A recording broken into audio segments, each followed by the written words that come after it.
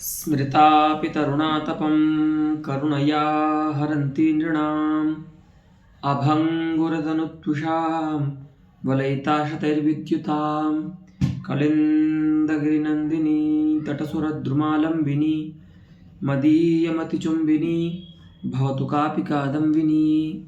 तत्र रसगङ्गाधरस्य पाठप्रस्तावे द्वितीयानने प्रवर्तमानस्य पाठस्य अद्यतनपाठविषयः अस्ति अभिधानियामकानां विमर्शः। तत्रापि सामर्थ्यं यावत् अभिधानियामकाः विमृष्टाः प्रायः। इदानीमद्य औचित्याः है न अभिधानियामिकायाः विमर्शं वयं कुर्मः। अस्तु, तर्हि अद्यतनपाठस्य प्रथमा पङ्क्तिरस्ति औचिती योग्यता। अभिधानियामकानाम् उद्देश्यकारिकायां सामर्थ्यात् परम् औचित्याः क्रम आयाति। अतः इदानीम् उद्देशक्रमप्राप्ततया पंडितराजः औचित्याः मीमांसां करोति। अस्तु, तो देखिए औचिती योग्यता। औचिती क्या है? जो अभिधा का नियमन करती है तो योग्यता है, ठीक है। अर्थनिष्ठ जो धर्म है, तो कहते हैं यथा पातुवो दयिता मुखम।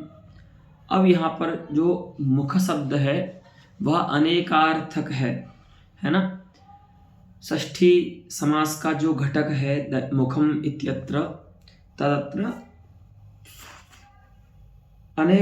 अनेकार्थकं पदमस्ति।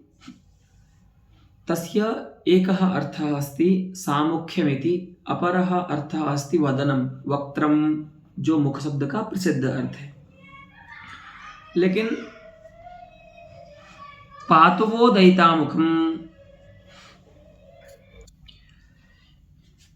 दयितामुखम् इत्यस्मिन् वाक्ये पातु इत्यत्र लोटः क्रियापदं यदस्ति तत्र पा धातुरस्ति, परन्तु तत्र पा धातोः न पानम् अर्थः अपितु रक्षणम् अर्थः। तो इसका मतलब है कि दयिता का मुख तुम्हारी रक्षा करे। अब दयिता का मुख किस प्रकार की रक्षा कर सकता है? तो वस्तुतः जो योग्यता है, रक्षण योग्यता है, वह दयिता माने पत्नी, उसके मुख में न हो करके उसके सामुख्य में हो सकती है, ठीक है। तो इसीलिए इत्यत्र दयिता मुख कर्तृक रक्षण कर्मत्व आक्षिप्त कामार्तानां संबोध्य पुरुषाणां त्राणं ही तस्याः सामुख्येनैव भवति। यहाँ पर क्या है देखिए, कोई भी संबोध्य पुरुष तो उक्त नहीं है, लेकिन युष्मदर्थ जो होता है वो संबोध्य होता है ना, संबोधन सारो ही युष्मदर्थः। तो यहाँ पर जो वह पद है ना, वह कर्म है ना, वह माने युष्मान रक्षतु, ठीक है। किम रक्षतु? दयिता मुखम रक्षतु। तो दयिता मुख हो गया कर्ता, वह हो गया कर्म, और पातु हो गई क्रिया। तो उससे क्या हो रहा है? दयिता मुख कर्तृक रक्षण क्रिया हो रही है यहाँ पर, ठीक है। उसका कर्म कौन है? तो उसका कर्म है युष्मत् पदार्थ। तत्र कर्मत्वाक्षिप्त कामार्तानाम, उस प्रकार के जो कर्मता है, उस कर्मता से आक्षिप्त जो कामार्त व्यक्ति हैं, वो यहाँ पर संबोध्य पुरुष जो हैं उनका त्राण विवक्षित है, ठीक है। क्योंकि कामार्त व्यक्ति को ही रक्षण की आवश्यकता होती है। अगर कामार्त व्यक्ति नहीं है और वही मुख्य हो जाता है दयिता का, तो उसको समस्या नहीं है। लेकिन कामार्त जो व्यक्ति है उसको दयिता का सामुख्य चाहिए। तो तादृशानां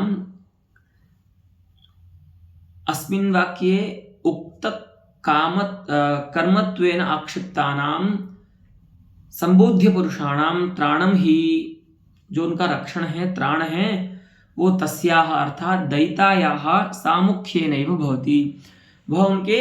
वह दयिता के पत्नी के सामुख्य से ही हो सकता है ना। न तो मुखेन, मुखमात्रेण, चेहरा देखने से उनका जो रक्षण है, अर्थात काम पीड़ा से जो उनका त्राण है, वो जो मरे जा रहे हैं काम पीड़ा में, उस त्राण की जो योग्यता है, वो दूर करने की योग्यता, उस पीड़ा को दूर करने की जो योग्यता है, वो मुखमात्र में नहीं है ना। वो तो नायिका के सामुख्य में है, उसकी अनुकूलता में है। क्यों?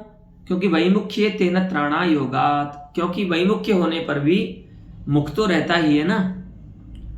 तो अगर लेकिन वहां पर त्राण नहीं होता है ना, जो कामार्थ व्यक्ति होते हैं उनकी पीड़ा का शमन नहीं होता है। तो अगर मुख मात्र से ही त्राण हो जाता कामार्थ व्यक्तियों का, पीड़ा समाप्त हो जाती, तब तो जब नायिका विमुख हो जाती है किसी नायक से, तब भी तो उसका मुख तो है ही।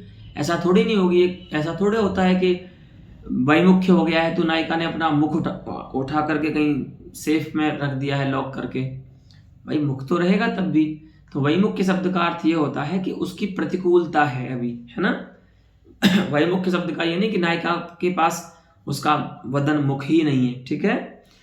अतः वैमुख्ये तेन मुखमात्रेण त्राणस्य अयोगात् अत्र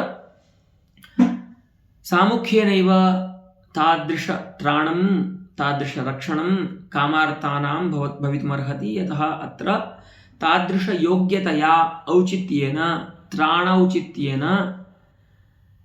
मुखशब्दस्य विधा सामुख्य रूपे अर्थे नियम्यते।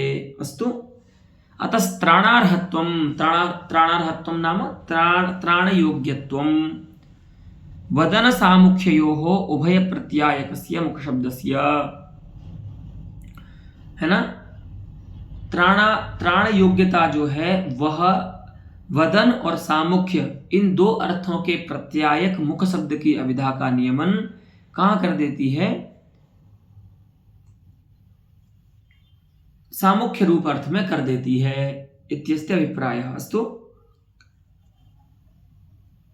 देशो नगरादिहि। अब जैसे सामर्थ्यम औचिति देशः, अविधा नियामकों में अगला जो क्रम है वो देश का है। तो देश अविधा का नियमन कैसे करते हैं, तो कहते हैं जैसे नगरादि देश हैं, माने कोई अनेकार्थक शब्द किसी नगर विशेष में बोला जा रहा है, तो वहां पर उस नगर विशेष के कारण, उस देश विशेष के कारण उस शब्द का अर्थ नियमित हो जाता है। उस शब्द की जो शक्ति है वो नियमित हो जाती है, ठीक है। वही बताते हैं, भात्यत्र परमेश्वरः कश्चित् राजानं स्तुवन् ब्रूते कि अत्र परमेश्वरः भाति। तो यहां पर क्या है, अत्र शब्द जो है वह राजधानी रूप देश को कह रहा है, अधिकरण को कह रहा है, ठीक है। तर्हि इत्यादौ परमेश्वरादि शब्दस्य राजादौ। तो यहां पर देखिए परमेश्वर जो शब्द है वह अनेकार्थक है। उसका एक अर्थ है परमात्मा, परब्रह्म, और दूसरा अर्थ है उसका परमेश्वर माने राजा। तो यहां पर अत्र शब्द जो है, जो अधिकरण देश को कह रहा है, उस देश से यहां पर परमेश्वर शब्द की अविधा का नियमन जो है वो राजा में हो जाता है ना। अब यहां पर प्रश्न होगा कि अत्र माने कोई देश विशेष ही तो होगा, तो परमात्मा तो व्यापक है, सर्वत्र रहता है, हरिव्यापक सर्वत्र समान, है ना। तो किसी भी देश में, कोई भी देश हो, वहां पर उस देश की अव्यापकता भगवान में कैसे आएगी। तो कोई भी देश किसी ईश्वरवाची शब्द, जो अनेकार्थक शब्द है जिसका एक अर्थ ईश्वर भी है, वह ईश्वर का ज्ञान क्यों नहीं कराएगा, क्योंकि ईश्वर तो व्यापक है। उसका समाधान के लिए कहते हैं, देखिए तस्य, क्योंकि राजा का ही क्या हो सकता है, नगरादि संबंध तदभावयोः संभवेन। राजा में ही क्या हो सकता है, किसी नगर विशेष के साथ संबंध हो सकता है, माने किसी नगर विशेष में उसकी वृत्तिता हो सकती है, अथवा उससे उसका अभाव हो सकता है, संबंध का अभाव हो सकता है। माने ये जो व्यवहार है ना कि राजा अत्र अस्ति और राजा अत्र नास्ति, ऐसे जो अस्ति नास्ति व्यवहार हैं, माने एतद् देश संयोग जो राजा में बताया जा रहा है, और एतद् देश संयोगाभाव, संयोग संबंध रूप अभाव जो बताया जा रहा है, वो दोनों ही राजा में संभव है ना। क्योंकि संयोगाभाव उसी में संभव है जो व्यक्ति व्याप्य होता है ना। उसी के लिए बोल रहे हैं कि तस्य अर्थात राज्ञः नगरादि संबंधः तदभावयोः, नगरादि के साथ संबंध होना और नगरादि में संबंध का अभाव होना, राजा में ही संभव है, राजा के ही संभव है। क्यों? अतः अभाव व्यावृत्त्यर्थम अधिकरण कीर्तनस्य सार्थक्यात्। देखिए, हम किसी राजा के लिए बोलेंगे ना, तभी अर्थ अत्र बोलना, जो अधिकरण का कीर्तन हो रहा है ना, अत्र इति सर्वनाम पदेन अधिकरण कीर्तनम जायते, तो तद अधिकरण कीर्तनम कस्यचित् सामान्यस्य जनस्य कृते भवितुम अर्हति, तत्रैव सार्थक्यमस्ति। कोई सामान्य मनुष्य है, उसी के लिए हम अधिकरण का कीर्तन करते हैं कि यहाँ पर वह है ना। परमात्मा के लिए अधिकरण कीर्तन की आवश्यकता नहीं होती, वहां पर अधिकरण कीर्तन करना व्यर्थ हो जाएगा। यहां भगवान है ऐसा बोलना, तो यहां ऐसा बोल करके जो अधिकरण बताया जा रहा है ईश्वर की सत्ता में, वह व्यर्थ है, क्योंकि भगवान तो व्यापक है सभी जगहों पर।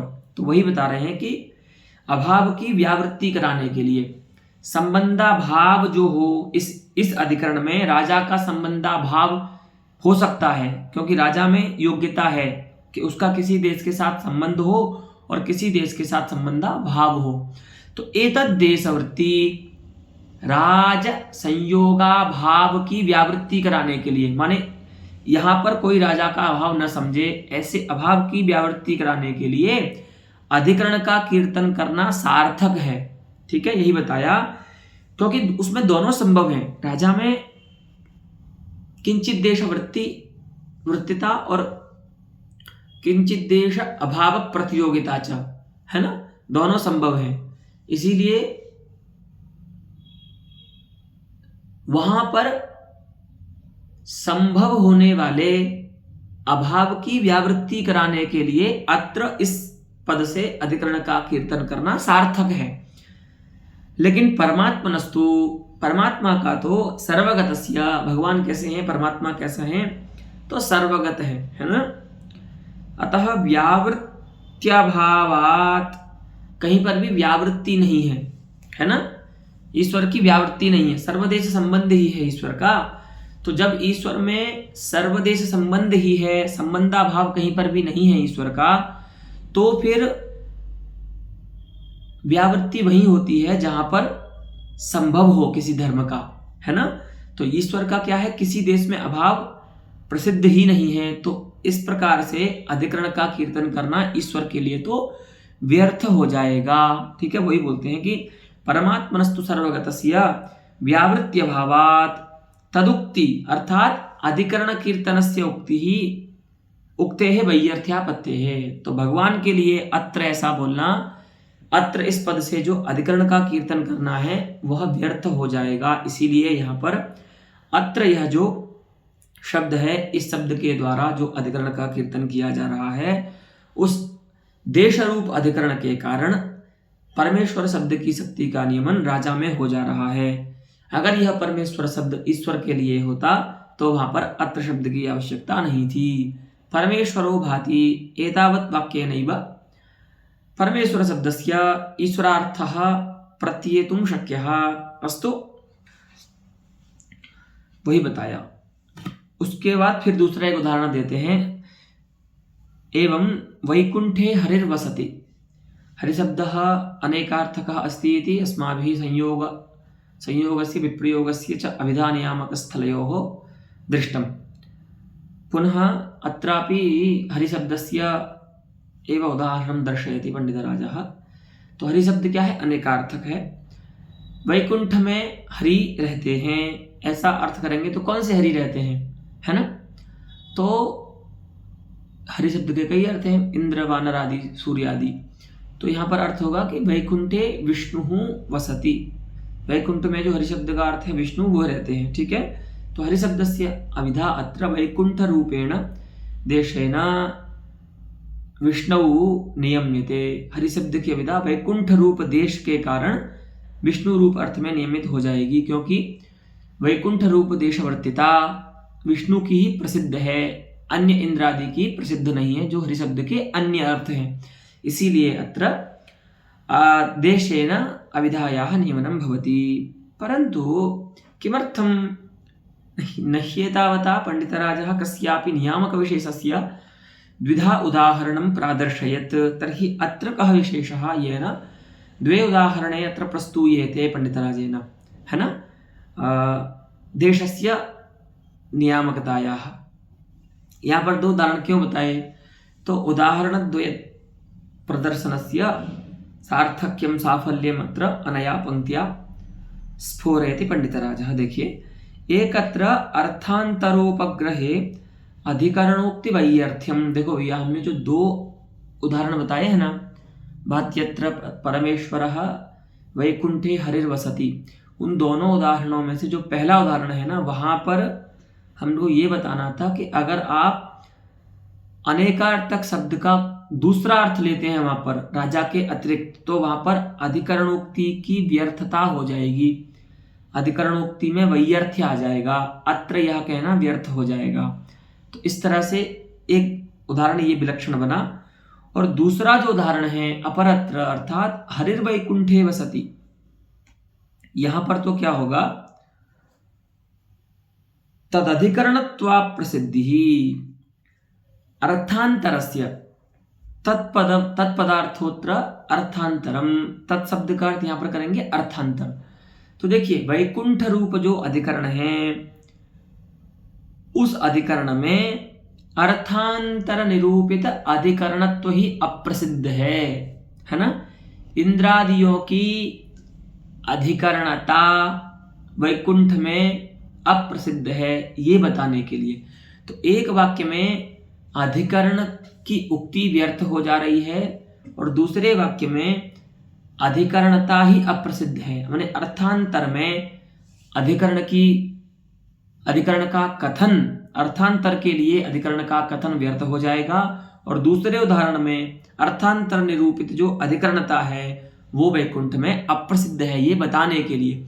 अतः उभे वाक्ये वैलक्षण्यम आपद्यते। अतः तादृश वैलक्षण्यं मनसि निधाय पंडितराजः अत्र द्विधा उदाहरणं प्रादर्शयत्। अस्तु, वही बोलते हैं अपरत्र तु तदधिकरणत्वा प्रसिद्धिः इति विशेषः। यही दोनों वाक्यों में विशेष है कि एक जगह तो अर्थांतर का ग्रहण करने पर उसके लिए अत्र इत्यादि शब्द से जो कहा गया है अधिकरण, उस अधिकरण का कथन व्यर्थ हो जाएगा, और दूसरे जगह पर अर्थांतर का ग्रहण करने पर व्यर्थ तो नहीं है, लेकिन तादृश अर्थांतर निरूपिताधिकरणता वैकुंठ रूप देश में अप्रसिद्ध है। इसीलिए ये दोनों ही वाक्य जो है वो है तो देश की ही नियामकता के उदाहरण, लेकिन दोनों विलक्षण हैं, यही इनमें विशेष है। ठीक है। कालो दिवसादिः। इदानीं कालस्य अविधा नियामकत्वं परामर्शति पंडितराजः।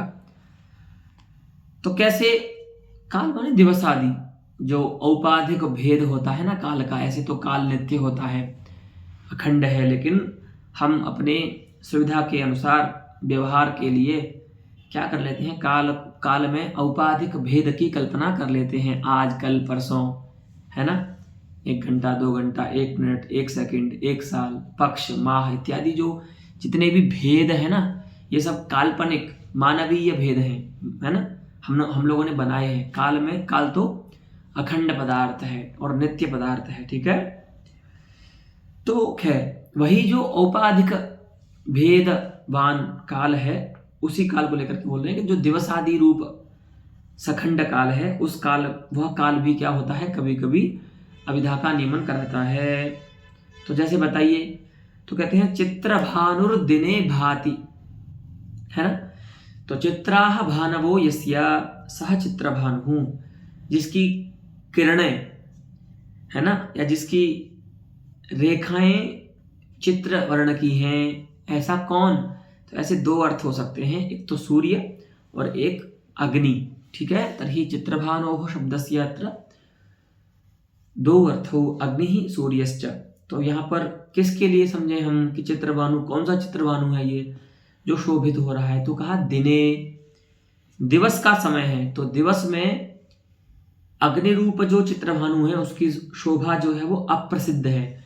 कोई भी व्यक्ति दिन में अगर आप आग जलाते हो ना, तो सूर्य के प्रकाश में वो दिखता भी नहीं है ना। कभी आपने अगर देखी हो खुले में सूर्य के प्रकाश में, आप घर में अंदर आग जलाएंगे तब तो दिख जाएगी, लेकिन सूर्य के प्रकाश में अगर हम आग जलाते हैं ना दिन में, तो आग दिखती नहीं है। ऊष्मा का अनुभव होता है, लेकिन आग दिखती नहीं है।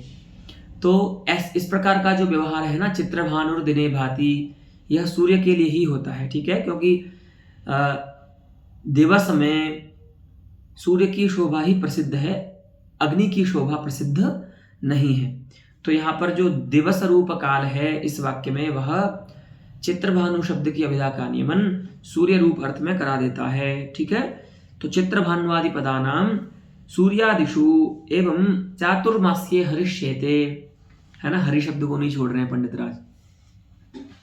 तो चातुर्मास्य जो आता है ना, जब देव शयन करते हैं और फिर देव उठनी एकादशी होती है, हरि प्रबोधनी एकादशी भी बोलते हैं जिसको, तो भगवान उसमें उठ जाते हैं। तो जितने भी मांगलिक कार्य होते हैं विवाह आदि सनातन समाज में, वह प्रारंभ हो जाते हैं उस एकादशी से। तो तब तक कोई मांगलिक कार्य नहीं होता है ना, जब तक भगवान का शयन होता है 4 महीने का। तो चातुर्मास्ये हरिष्येते, तो हरि शब्द भी क्या है यहाँ पर, अनेकार्थक है, उसके इंद्रादि, विष्णु, इंद्र इत्यादि अनेक अर्थ हैं। लेकिन चातुर्मास्य रूप काल में जो शयन है वो हरि माने विष्णु का ही प्रसिद्ध है, इंद्रादि का प्रसिद्ध नहीं है। इसीलिए चातुर्मास्य रूप काल में विष्णु रूप अर्थ का शयन प्रसिद्ध होने के कारण हरि शब्द की जो अभिधा है वो विष्णु रूप अर्थ में नियमित हो जाती है। तो वहां पर उस शब्द का अर्थ होता है चातुर्मास्ये विष्णु सेते, ठीक है। व्यक्ति ही स्त्री पुम नपुंसक लिंगानी सामर्थ्यमौचिति देश कालो व्यक्ति स्वरादयः। तो व्यक्ति आया, व्यक्ति माने ये जो लिंग होते हैं, स्त्रीलिंग, पुंलिंग और नपुंसक लिंग, इनको व्यक्ति यहाँ पर पारिभाषिक कह रहे हैं। तो उनसे भी कभी अभिधा का नियमन होता है। बहूनि पदानि तादृशानि भवन्ति यानि अनेकलिंगानि भवन्ति, अनेकलिंगकानि भवन्ति अथवा उभयलिंगकानि भवन्ति, परंतु तेषां लिंग परिवर्तने सति अर्थोपि परिवर्तितो भवति। जैसे एक शब्द है मित्र शब्द, है ना, बहुत प्रसिद्ध शब्द है ये। तो यथा मित्रो भाति मित्रम भाति, तो जो मित्र शब्द है वह जब पुल्लिंग में प्रयुक्त होगा तो उसका अर्थ होगा सूर्य, ठीक है। और मित्रम यह जब नपुंसक लिंग में उसका प्रयोग करेंगे, यदा क्लीबे प्रयुज्यमानं भवति तदा तस्य अर्थो भवति मित्रम नाम सुहृत्, फ्रेंड, दोस्त। तो इत्यत्र मित्र शब्दस्य पुंनपुंसके, है ना, सुहृत् सूर्ययोः मित्र शब्दस्य अभिधां नियमयतः। यहाँ पर जो मित्र शब्द का पुल्लिंग है और नपुंसक लिंग है वो दोनों क्रम से, है ना, मित्रो भाति इस वाक्य में मित्र शब्द की अभिधा सूर्य में, और मित्रम भाति इत्यत्र मित्र शब्द से अभिधा सुहृदी, है ना, सखा, सखी,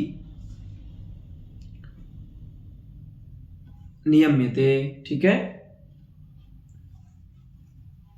एवं नभो भाति नभा भाति इत्यत्रापि। तो नभो भाति में क्या है, शब्द एक ही है लेकिन नपुंसक लिंग में जब प्रयोग करेंगे तो उसका अर्थ होगा आकाश, ठीक है, नभस। तो नभो भाति अर्थात आकाशम भाति, और नभा भाति जब हम बोलेंगे तो वहां पर उसका अर्थ होगा श्रावण मास। तो नभ शब्द भी क्या है, अनेकार्थक है, अस्तु। अतः कदाचित लिंगेनापि अभिधा नियम्यते शब्दानाम, ठीक है। अंतिम में बोलते हैं स्वरादयः, है ना। तो स्वर माने उदात्त, अनुदात्त, स्वरित, ये जो 3 स्वर हैं संस्कृत भाषा में, वे स्वर भी कभी अभिधा का नियमन करते हैं। जैसे यथा इंद्रशत्रुः इत्यत्र समासान्तोदात्तत्वम् इंद्रशत्रु शब्दस्य इंद्रस्य शत्रु अभिधां नियमयति। हाँ देखिए, अगर आप इंद्रशत्रु, यह एक वैदिक प्रयोग है, मंत्र है, उसमें इंद्रशत्रु शब्द आता है। तो वहां पर क्या होता है, समास के भेद से ये शब्द भी अनेकार्थक बन सकता है। ठीक है, तो जैसे इंद्र शत्रु शब्द के दो अर्थ हो सकते हैं। एक तो अर्थ होगा इंद्र का शत्रु, अर्थात इंद्र निरूपित शत्रुता जहां पर किसी दूसरे में रहेगी, है ना, तो षष्ठी समास का विग्रह है वो, तो है ना, इंद्र से शत्रु इंद्र शत्रु। एक समास होगा जहां पर शत्रुता इंद्र में रहेगी, तो वो कैसे आएगी, तो बहुव्रीहि समास करेंगे। इंद्र शत्रु यस्य, इंद्र जिसका शत्रु है। ठीक है, ऐसा कोई व्यक्ति। तो एक बार क्या हो रहा है, षष्ठी समास कर रहे हैं तो शत्रुता किसी दूसरे में जा रही है, और एक बार समास कर रहे हैं बहुव्रीहि तो शत्रुता इंद्र में आ रही है। ठीक है, तो ऐसा होता कैसे है, तो वही बता रहे हैं कि जब हम समासांत अंतोदात्त का विधान करेंगे, है ना, माने इंद्र शत्रु शब्द को अंतोदात्त मानेंगे क्योंकि षष्ठी समास में यह स्वर अंतोदात्त होगा, तब इसका अर्थ होगा इंद्र का शत्रु, है ना।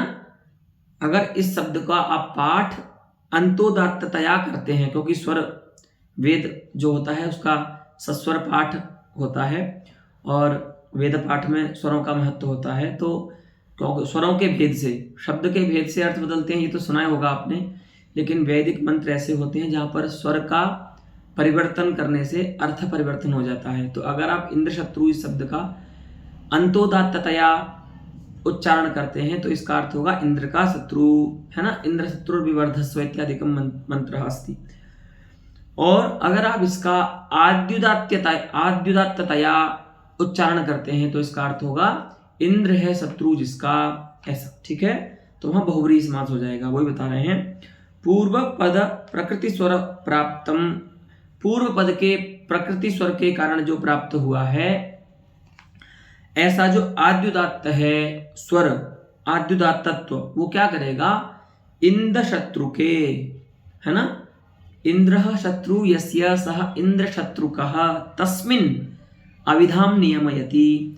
तो क्या देखा आपने, एक बार हम जब उसका इंद्र शत्रु शब्द का अंतोदात्ततया उच्चारण करते हैं तो इंद्र शत्रु शब्द की अविधा इंद्र के शत्रु में नियमित होती है उस स्वर के कारण, और यदि वही स्वर परिवर्तित होकर के आद्युदात्त हो जाएगा तो बहुव्रीहि समास होने के कारण वहां पर उस शब्द का अर्थ हो जाएगा इंद्र का, इंद्र है शत्रु जिसका, ऐसे व्यक्ति में। ठीक है,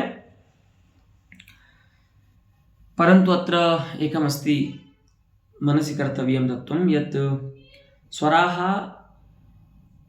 अभिधानियामकाः लोके न भवन्ति तथा यथा वेदे, यतो हि लौकिक संस्कृते स्वराणां तथा प्रयोगः न दृश्यते, है ना, तत्रापि काल एव कारणम्। एवं श्रूयते यत् अतिमहति प्राचीने काले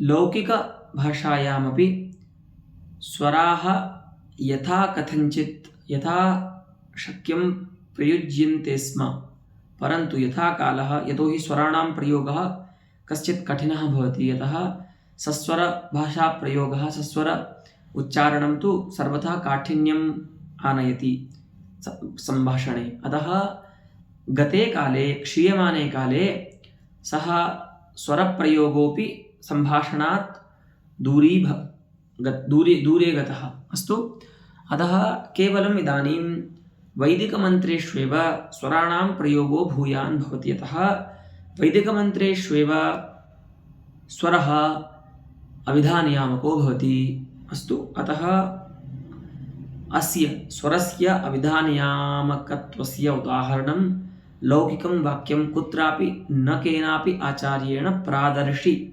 सर्वेप्याचार्याः एतदेव वाक्यम् उदाहरन्ति इन्द्रशत्रुः, यतो हि लौकिकं वाक्यमेव तादृशं न लभ्यते यत्र स्वरेण अभिधायाः नियमनं जातं स्यात्। अस्तु, इदम् अवश्यं मनसि कर्तव्यं भवद्भिः। अब अंतिम में आता है स्वरादयः। अब यह आदिपद से क्या है जिससे अभिधा का नियमन होता है, तो बताते हैं आदिना अभिनयादि परिग्रहः। आदि शब्देन अभिधा नियामकानां या कारिका अस्ति हरिकारिका, तत्र आदि शब्देन अभिनयस्य परिग्रहः भवति, संग्रहो भवति, अभिनय का ग्रहण करना चाहिए। तो कई बार क्या होता है, अभिनय भी जो होता है वो अभिधा का नियमन करा देता है कई अनेकार्थक शब्दों का। तो उसमें क्या होता है, जैसे हम कई बार सर्वनाम शब्दों का प्रयोग करते हैं, है ना, तो कि मैंने वहाँ पर इतने लोग देखे, या मैंने वहाँ पर इतनी बड़ी गाड़ी देखी, है ना। तो अब इतनी बड़ी माने श्रोता के मन में तो प्रश्न होता है ना, कितनी बड़ी भाई, है ना।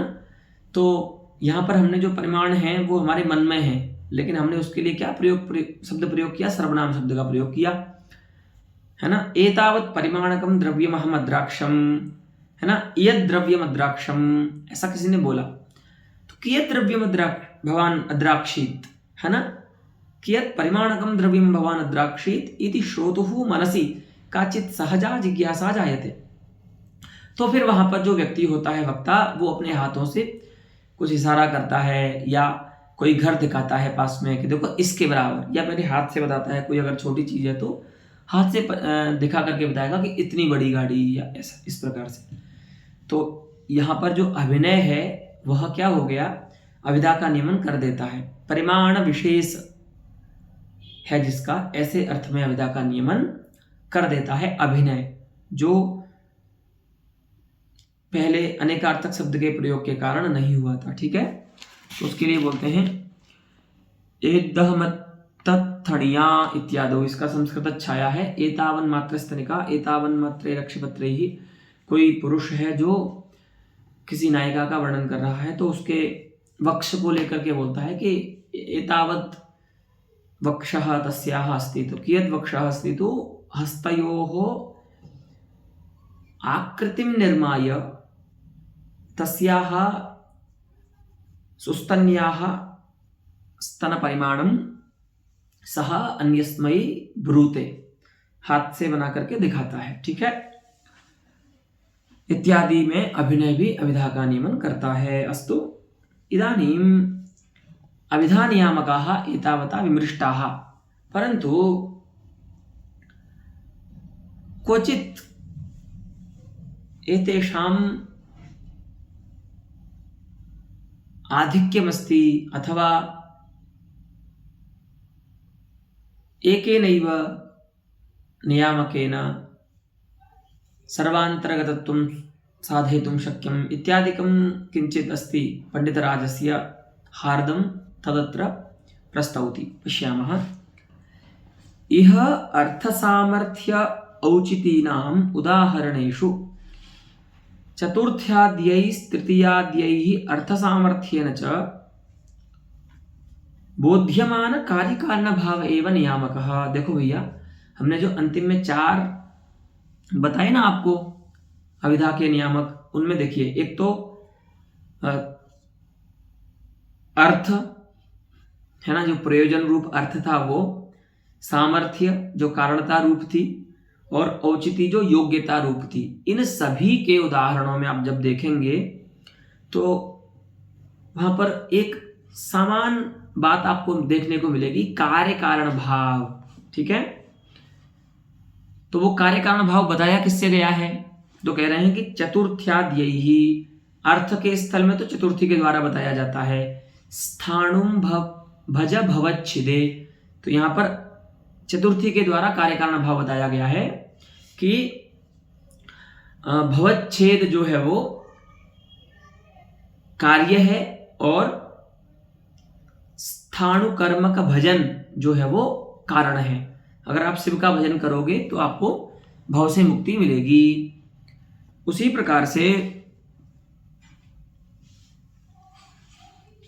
सामर्थ्य का उदाहरण क्या है, तो पात वो ये सामर्थ्य का उदाहरण है मधुना मत्तः कोकिलः, है ना।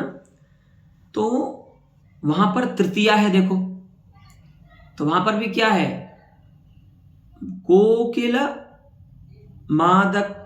कोकिल मद जनकता किसमें बताई जा रही है, वसंत में बताई जा रही है।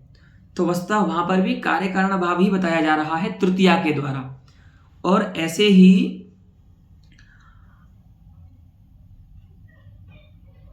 अर्थ सामर्थ्य के द्वारा जो योग्यता है वहां पर भी कार्य कारण भाव ही है मुख्य रूप से। देखिए, पातवो दयिता मुखम, तो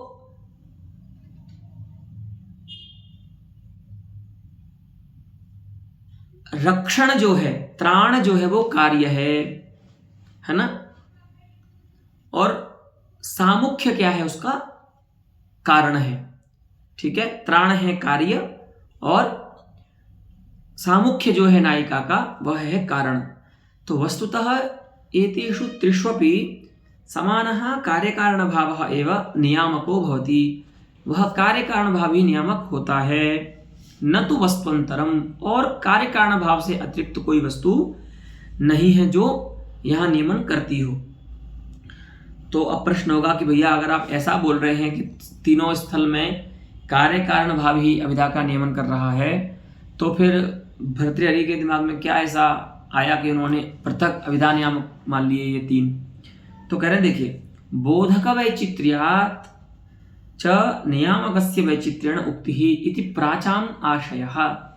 देखो भैया, भर्तृहरि मुनि का ये आशय हो सकता है कि भले यहाँ पर कार्य कारण भाव समान है, लेकिन उसको कहने वाले बोधक जो है ना, वे तो विचित्र है ना। एक जगह चतुर्थी है, एक जगह तृतीया है, एक जगह कोई अन्य विभक्ति है। तो उस कार्य कारण भाव के जो बोधक हैं, भले ही बोध्य जो है वो समान है, लेकिन बोधक में तो भेद है ना। तो बोधक के वैचित्र के कारण ही यहां पर अलग अलग नियामक मान लिए, नियामकों की भी वैचित्र से उक्ति कर दी, अर्थात पार्थक्येन उक्ति ही। बोधकानां पार्थक्येन बोधकानां भेदेन नियामकानां भी भेदः कल्पितः, नियामकों में भी भेद मान लिया। ठीक है, ये यहाँ पर पंडित राज का समाधान है कि इस तरह से जो आचार्य भर्तृहरि उन्होंने सोचा होगा। ठीक है, वस्तुतस्तु संयोगादीनां अर्थांतर साधारणत्वे नानार्थ शब्दस्य अर्थ विशेषे शक्तेः संकोच एव न भवति।